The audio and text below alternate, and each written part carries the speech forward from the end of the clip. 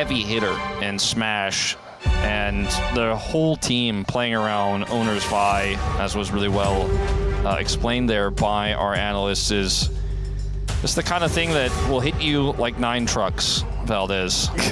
Well said, well said. But moving into this one, KT rolls to have blue side.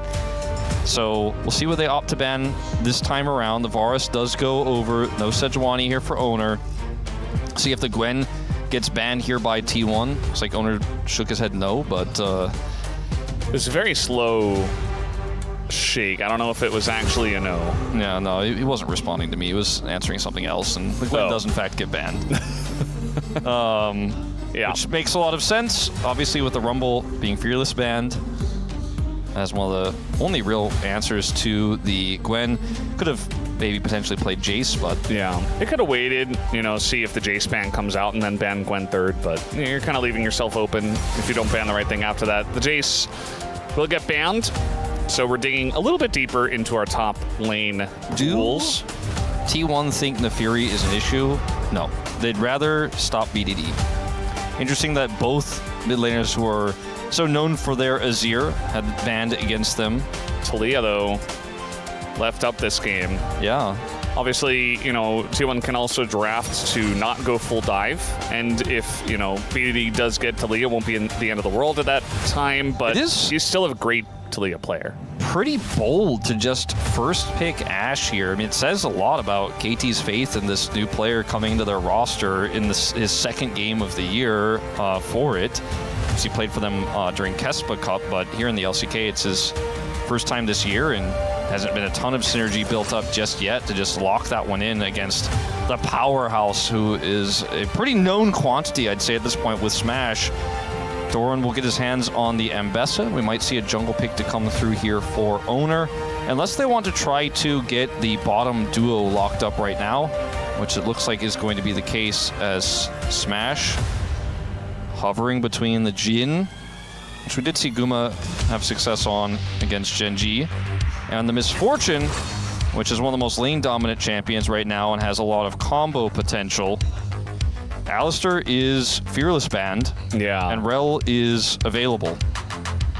So do you play Ashe Rel, or do you just say, okay, Keria, you get to play Rel this game, and we'll have an answer for it after the next set of bans?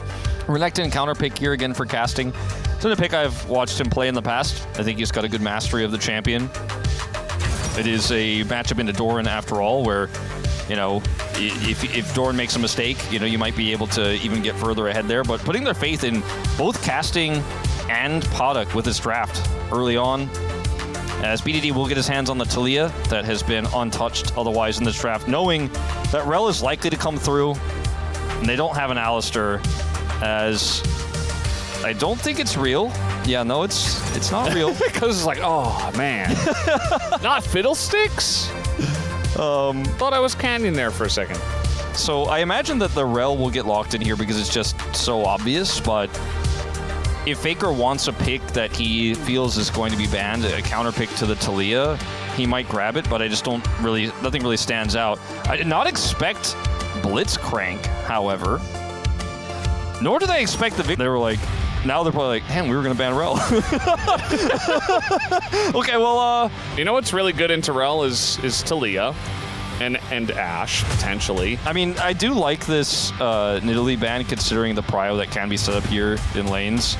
That would be support Camille. Support Camille, indeed. Or jungle, but that's not really a thing. I think Pantheon ends up being a little bit safer in this situation, and he hovered it a lot last game, didn't opt into it, and instead they're just going to give Owner Nocturne with no Orianna.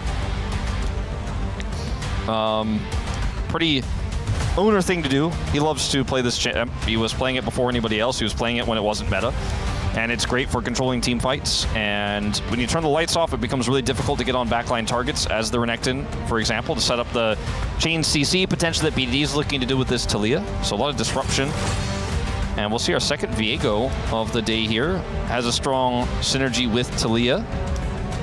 Final pick here, just going to be a Leona? The Cuzlassic. Yeah, Cuzlassic for sure. Yeah. A classic with 2 Z's. Yeah. Oh, not the Elise, please. Not the blind this Elise. This is really greedy. Not today. Really risky. What's Keria cooking? Is he cooking at all? Is he just going to play Bard of Nautilus? Or Rakan into Leona? Man, Keria is actually just feeling himself today, isn't he? Yeah. He really is just...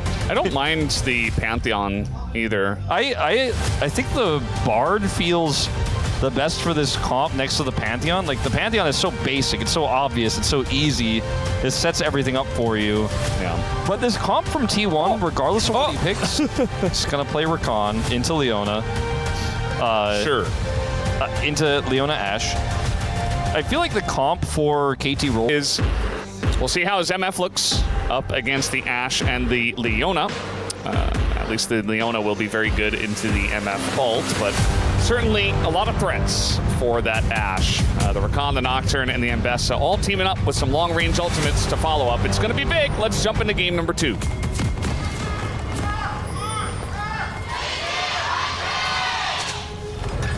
소환사의 협곡에 오신 것을 환영합니다.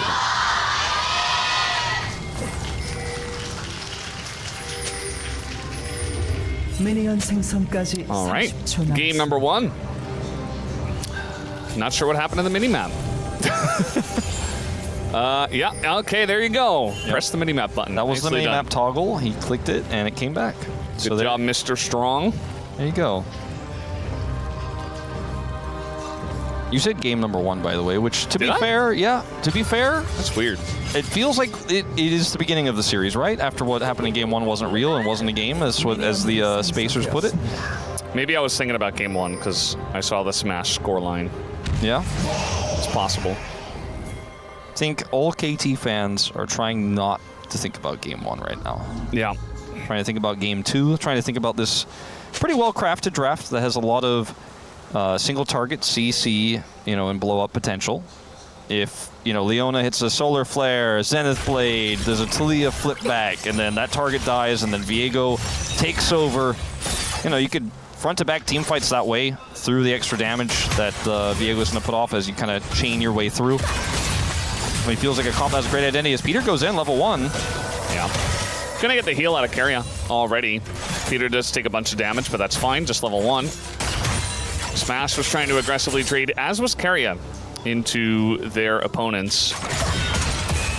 And now it just feels like KT have the push on this wave. So probably going to hit level 2 here first. Big follow-up potential with this Rakan and team fights to the setup with the Ambessa and the Nocturne. It's very difficult to outplay a flanking Rakan when you can't see. So let's see what Keria can get done later on. Obviously in the lane here, the level 2 disadvantage, and playing into the Leona, which is a pretty common counter to the Rakan. Gonna have some challenges to face to overcome in the laning phase. And this means the pick of the Rakan kind of hurts some of the early laning power of the MF that you would normally otherwise want in a lot of matchups.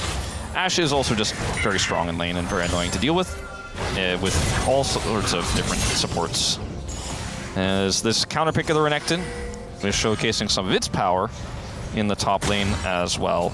Like I said in the draft, it feels like KT got a lot of answers in this composition, even though they're on blue side. Keria is giggling. Smash is like, hold on, like, can you just let me kill these minions before you do anything crazy? Keria's laughing. Yeah, the thing about the Rakan is that he has this ability, Gleaming Quill, where if you just hit it, you're just full health, it feels like, right? Great peel potential if Peter is the one that starts off the fight, which we do see there. As now, making it rain on top of this bottom lane. Keria does take a bunch of damage, but Smash very healthy. And already, it feels like Smash and Keria are getting ahead on this 2v2. I mean, okay, hold up. Oh, the flash on in, but Peter in a bit of trouble. He will go down. Pretty straightforward. There goes Potok as well. Those throw in the barrier, but it's not quite enough. And that is a couple of kills going the way of T1. And I was going to mention it right before that second exchange. I was like, maybe they really feel like with a barrier advantage over Cleanse, they have enough once Ashe starts to stack up the Q and do some serious damage, but they simply did not, Valdez. And the health advantage, because of the Gleaming Quill before the first exchange, was why, as you were like literally explaining, why it's so hard to actually do anything after that, because you're just at a health deficit because you don't have the same sustain. You don't have a heal in your lane. Keria used his to help keep them healthy. Yeah. As over here, maybe a solo kill? No. Doran's going in. He's got Keria nearby. And Keria here on the swap. Thinking about going in. There he goes, but Smash a little bit behind. So just going to heal up a little bit of the minion damage. Yeah, Casting has TP, but Podok is still in the bottom lane. Not entirely sure how they're going to play this now. He needs to clear this wave as fast as possible if they're going to swap the Renekton back. But there's some extra time now where Casting is healing up, grabs a longsword, and just head eventually to the bottom lane. Was heading mid for a moment. Looks like some indecision potentially on the call as to where he's going to go. As going back to this, like, they're at full health, so trying to aggressively go in here is quite challenging to win a trade on. Yeah, that's the first mistake. And then after that, like, Podok does a lot of damage to Keria, but again, it's not enough to actually have kill pressure. Keria steps back, and he has barrier, but that's not enough to win you this fight. That's just a small shield. Here's mistake number 2. By the way, Faker in live in trouble. Wait for it. Yeah, mistake number 2. I mean, he has just no health, and Podok can't get it done with barrier alone. That was the thought process, but it just was incorrect. There's not a lot said between the two. No, I mean, it's pretty straightforward, I think, for Smash and Keria. I think Keria just walked into today's series being like, it's going to be the freest 2v2 of my life, you know? Like, I mean, just based on some of the decisions he's made this series, the constant laughs, you know, when, like, for example, they didn't ban the Galio, and then he just played Gragas, and it's like happy gaming the way it was meant to be played. Yes. You know, outside, you're not actually inting while happy gaming. You're just winning while happy gaming. You're laughing a bunch. You're having a great time. You know, you're the much favored duo and team. I mean, you're happy. It's also, as much as, you know, I feel like obviously KT ROLSTER as a team, outside of that Rogue 2023 year, which I still think about constantly, has not really been close to T1. There's still a rivalry to be had here, right? I think Keria is enjoying the absolute bopping he's getting over KT this time. Remember, there was that home ground match that did not go as well for T1 as they were hoping for it to. You know, that's like the T1 event. And so now he gets to have a little bit of revenge over KT ROLSTER, as KT are just 4-manning topside here and taking away all of these plates. Like, this is quite a bizarre move here. It's very expensive. Let's see if they can turn it into something more, because I think plates alone isn't going to be worth. I mean, they really want to take down Doran before anything happens. Doran is going to have to flash if he wants to get away. He's still not going to get away, though. That's already a kill going the way of KT. And now T1 trying to force this fight. Maybe a little bit of happy gaming does come in after I mention it. KT, nice setup here. All 5 members in the top lane, and they do punish T1 for trying to make something of it. Cuz looking for more. Well, gotta heal. And I mean, they could potentially redive this, but those are 3 half-health ranged minions, so. Smash is also trying to race against this turret down here. Bottom side was doing a lot of damage and picked up a lot of plate gold solo. So you can see he's actually 850 gold ahead, even though, you know, KT are really putting the pressure on here. A lot of split experience, obviously, and the plates being split amongst so many members means it's not necessarily valuable gold. That's why I said they really need to get something more, and they do end up grabbing Doran here, and T1 commit to the fight, which ends up backfiring in a big way. Like, Owner goes into the back line, but alone doesn't quite have the damage. Faker can't join him, so he doesn't have enough damage to kill the Renekton, and he has to just kind of walk away. So, sad moment there. I like the style at which KT were like, okay, we have to force something here. They heavily commit, and then they double and triple down on it, because if they don't get anything more than just those plates, I really feel like Smash is like, well, thank you very much. He still is individually, but at least they were able to turn that into something more topside, because as you can see here, he's 10 CS up, got all that plate gold, all of that XP. He's like half a level ahead of Podok right now. Yeah, and I mean, it's not hyper carry territory with the MF, champion-wise, but you're still happy to give a lot of farm over to Smash. He's casting now in a bit of trouble here. He's going to get charmed and knocked up. Smash does not have his ult. He used it on the wave. Will they regret that decision? No is the answer. Very nicely juggled there. Everybody takes a bunch of damage, but it's still a kill. And it's handed over, importantly, to the one guy we want to give gold, who is Smash. Yeah, he's the one who was able to pick up the last hit there on poor old casting. And down he goes. As over here, this top turret's a race for first brick. I think KT got it, and they will. So it's another feat of strength. Well, the first, of course, for them, as Beats of Warfare did go to T1. So still a race there. And, okay. Wow. Nice little combo. I mean, Tilly at this point doesn't have too much damage. Faker has even less with his mana crystal. Oh, Carrion might be in a bit of trouble here. He is recon though with casting, flash, no flash either to yeah. follow up on that, unfortunately. Thought it would last longer, but I was thinking about the crystal arrow though when Faker was caught there in mid. It would have been a pretty nice angle actually. Had Product had the wherewithal, maybe he could have tried to catch Faker there and turn that into a BDD play in the mid lane. Perhaps BDD was calling for it, and then he was like, well, I'll use it somewhere else. And it didn't quite work out, but yeah, I think that might have been the better choice. But again, never a guarantee. Smash already has BT, yeah, so he's just going to go mid. 10 minutes into the game. BT on Misfortune means that even when you get hit by a volley, you still got a shield and gonna assert your dominance in the mid lane. Okay, well, here we go. This is an angle. Yeah, they're trying to force here on an owner who is just going to try to flash away, but it's very difficult to get away from this comp. The follow-up is huge, and KT prove it once again as BDD got over and picks up the kill. So should be a bunch of grubs once again going over to KT.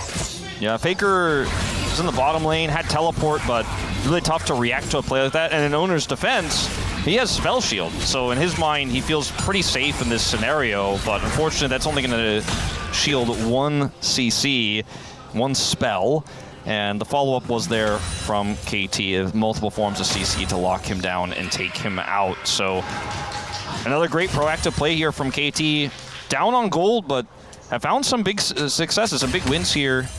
BDD, once again, 600 gold up, but this time, he's got a friend. And Cuz, which is the only other player who's usually had a little bit of a gold lead when we look at some of these KT games this year. But very good in terms of, you know, what it means for KT. 6 grubs for a side laning Renekton, potentially, and anyone who gets their hands on a turret. I mean, the whole team will take that mid turret out very fast when they get control later on, if they get control later on. The second dragon would give a 2 Drake lead to T1 if they take it. They are getting grouped up right now. Owner does not have his paranoia nor his flash. Oh, T1 kind of have pseudo control, but aren't necessarily looking to grab this just yet. And KT is going to wrestle some of that prio away. And they're going to ult in on a Paddock as Smash just has to use his cleanse. Might have to flash out of this one with BDD making his way over. And there it is, allows Carrier to follow up. As yeah, they were really trying to play around Smash's priority, but as a team, KT, it feels like, are more well-rounded and they have more members there. Owner is just going to start up the Drake, though? Yeah. And KT are not going to even look at it. Yeah, KT, they got a small win there, but Faker's still just chilling in the bottom lane, and they weren't able to collapse on or take out that dragon, as you say. Be happy getting both of Smash's summoners on this immobile Misfortune, but I think wanted a bigger prize, as it is going to be another Ocean Soul. But T1 with the 2 Drake lead feeling very happy with how that exchange went, assuming there's no punish on the Smash again. And, you know, it's a bit of a slower game here, but because a little trickery. Yeah. Bit of a slower game here, but it's going to come down to, I mean, the game is not won or lost here with these comps, and with the lead that T1 has, it's as small as it is. It's going to come down to some of these later team fights.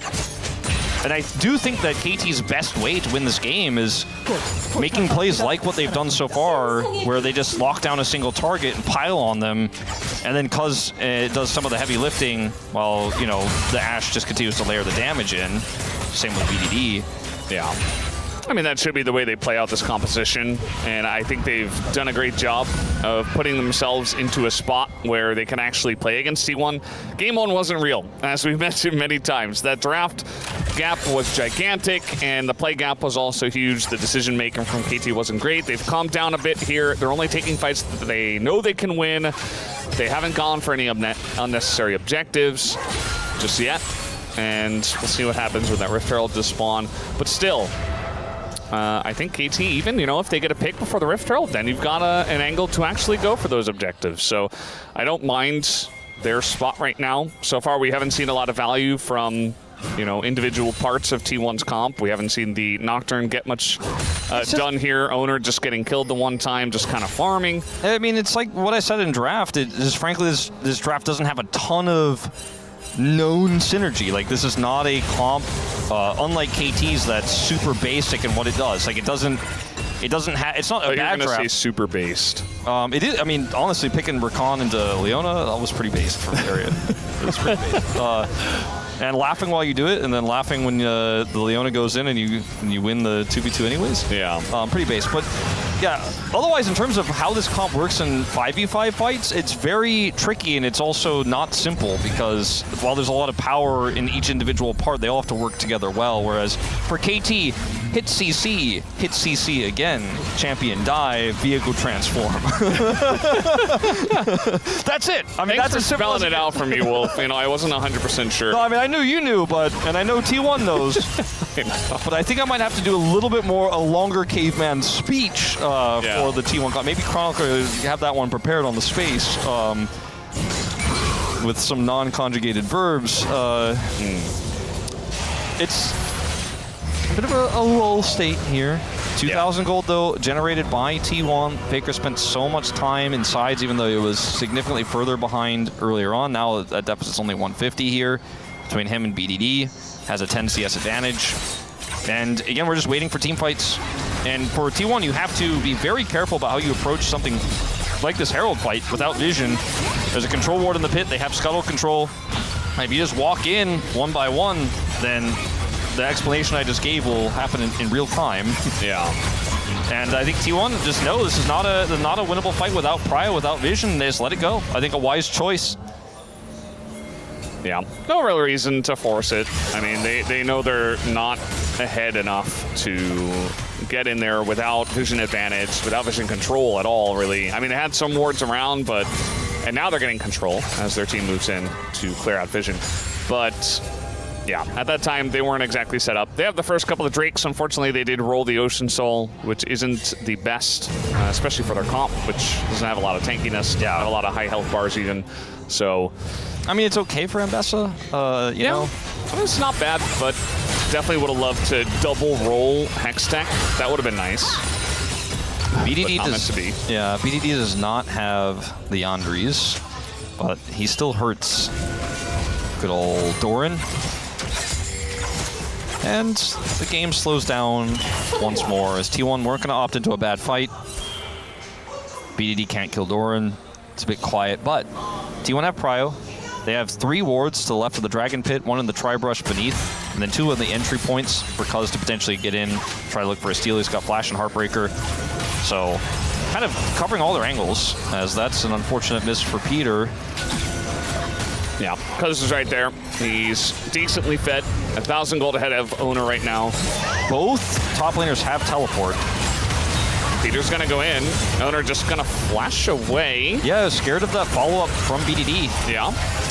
Little arrow into Faker, but he doesn't seem to care. He's got that big stun field right in the choke. KT do have control of the mid lane, and they have the Rift Herald, so T1 have to move over and stop this push. That might be enough to secure them Dragon. They want to heavily commit to something after this Herald crash instead. T1 playing so respectfully, backing up though. Faker may get caught. He's just stuck here in the bush. He's gonna have to flash, and not even the disengage cone is gonna help him as BDD sits him down. What a shove. Absolutely insane predict from BDD. Yeah. Or just a complete coincidence, but I'm going to say insane predict. It was planned. And now, TP coming in. T1 want to fight this. They want to fight on their terms. They're going to press their buttons in the aggressive direction, this time for the first time in this game. And now they do shut down BDD. who did have flash. That ult was not great from Smash, is now gonna get into that backline. The follow-up is there, Smash in a lot of trouble, and they are able to get the shutdown onto the AD carry of T1. That's a double kill as well, and KT beginning to gain some momentum in this game. Doran here playing with fire. Don't know if he really wants to go in there as Carry is trying to, I don't know what that was, I don't know what he was doing over there, but I don't know if it would have gone well for him. Maybe just trying to escape there. It looked like he was trying to do something with casting, but I think he was just trying to speed his way out of there. And going back to this moment here, Faker hyper aggressive on this flank. I mean, extremely greedy, and the follow from BDD is instant. He places the shove behind Faker so that Faker cannot actually get out. And then this moment here for T1, I think I can get behind. You know, you have a single target you want to get. Look at the angle for Doran as well. It's a great follow-up. Unfortunately, though, after all their tools are used, and there's still a real threat in this Ashe and a ton of frontline, plus a big fed Viego, even Carrier's heroic attempt to try to stop them and peel is not going to be enough. And remember, the Misfortune ultimate as well from Smash, not great there. And once gone, it's just a Misfortune without ult. And I mean, it was a cool idea to try to look for that play, and I think they had the right tools, and like Doran was clearly prepared for the angle, but I think just misassessing like the ways in which KT win that fight with an Ashe that just can't be accessed, you know? So now it's an even game in terms of gold, and KT are on the board with a dragon. Yeah. And we still know what their comp does. It's really straightforward for them. You know, we do like the straightforwardness in the compositions. Not as straightforward, I guess, as T1's Game 1 comp, but still pretty close, though. I mean, you did a caveman style, right? And that's all you needed to explain what this comp does. Meanwhile, on the side of T1, yeah, Smash got really fed, but he's MF. He's not a hyper carry. He is going to do a lot of damage, but he's not necessarily going to take over the game in the way like a Kai'Sa or a Zeri or even an Ezreal would. I think you really need Faker to be dealing a lot of magic damage in some of these fights. But right now, he's 0-2. He's behind on gold to BDD again. And he's not quite, he got caught out in the last fight as well.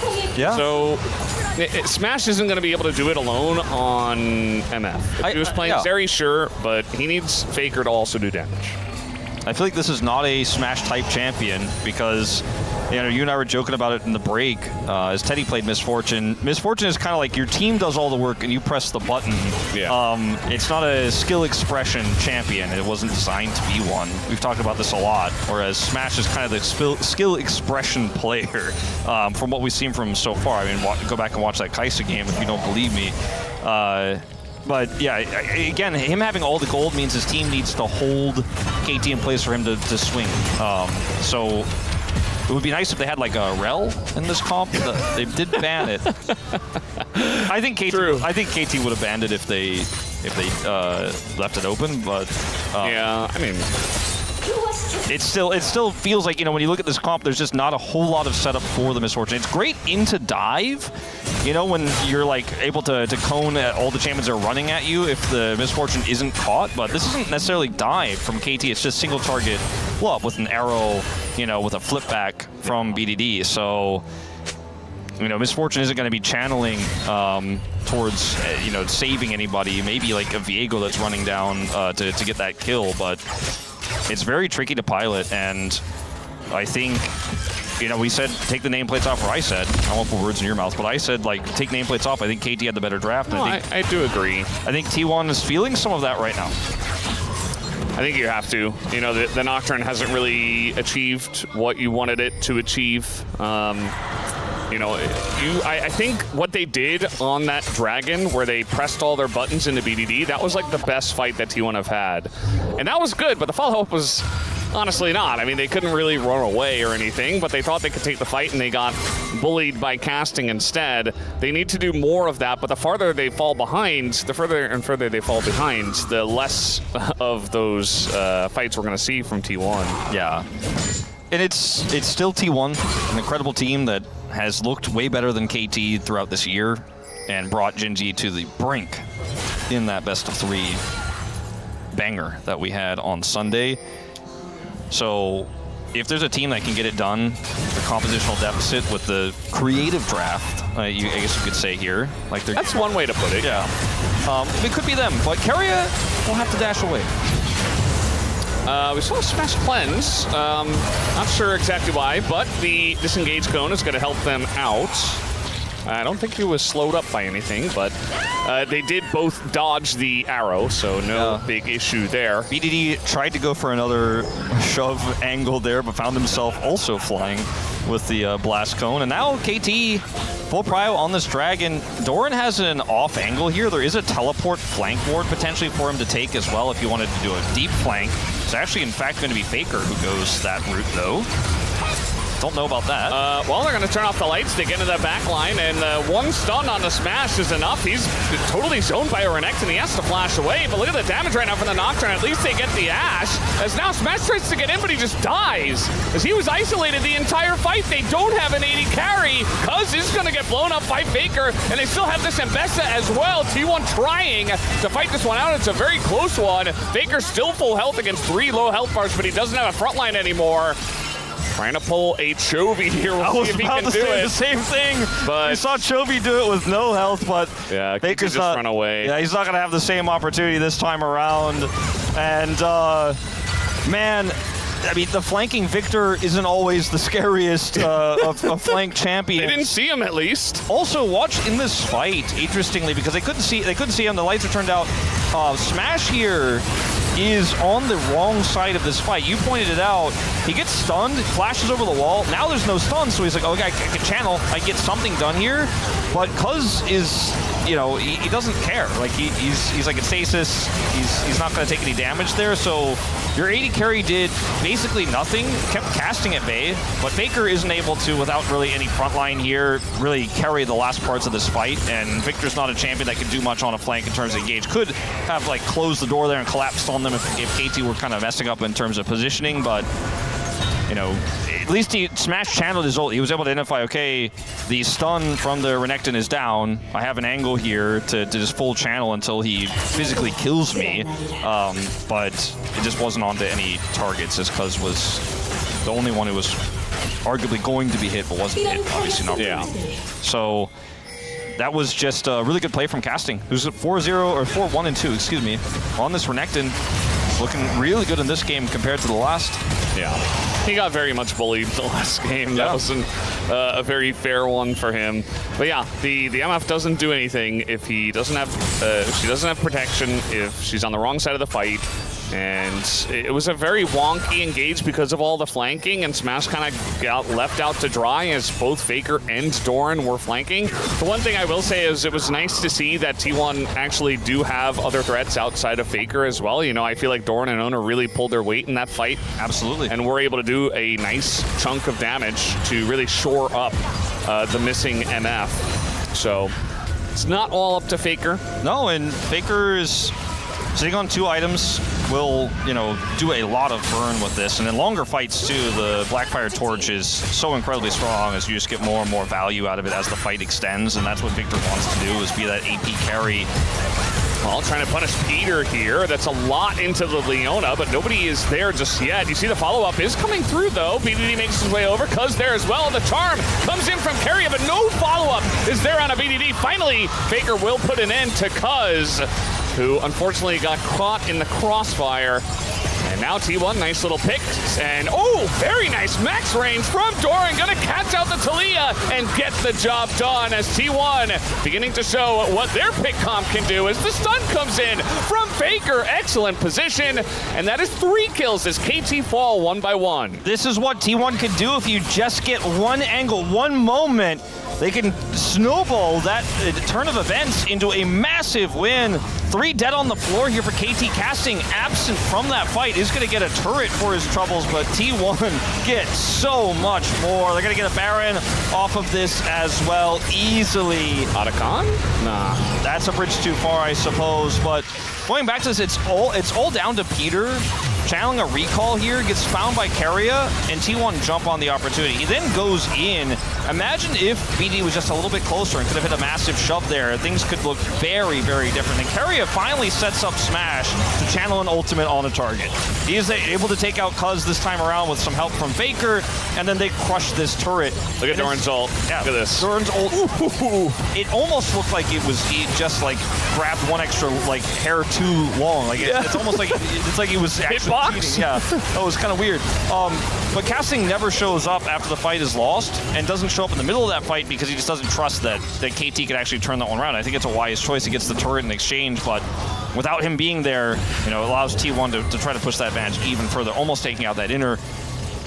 KT still can win this game, as Smash is the target. He's got Cleanse, but he doesn't have a splash. They're really trying desperately to take him down, and now he gets the huge ultimate onto so many that were desperately trying to dive into him, and there is the value from the MF. And the follow-up is swift from T1. KT overextend, and it's just going to be a clean, straight-up ace 29 minutes into the game as they will look to potentially end. The words that came out of my mouth right before that happened was KT can still win this game. They can no longer win this game now, because I was going to say they still have that single target blow up. They can still find targets. They can still... Smash says strut. The walking strategy. He just walked up. He just walked the wall to zone KT away from it. Yeah. That's it. That's GG. Yep. And what was a very close second game at KT, played well, just comes to a crashing end. Yeah, the crash down from the realm he did not see. And yeah, the Nexus will fall here. T1 will just have their fun. Doran gets killed right at the end, but it doesn't matter. It's still a